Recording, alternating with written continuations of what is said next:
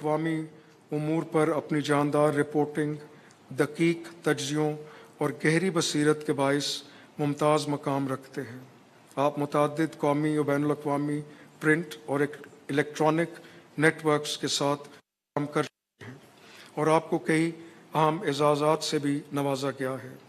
सहाफ़त के शोबे में आपकी ग्रां कदर खिदमात के इतराफ़ में सदर इस्लामी जमहूरिया पाकिस्तान ने जनाब एहतशामुल हक़ को हिलाल इम्तियाज़ का एज़ाज़ अता किया है।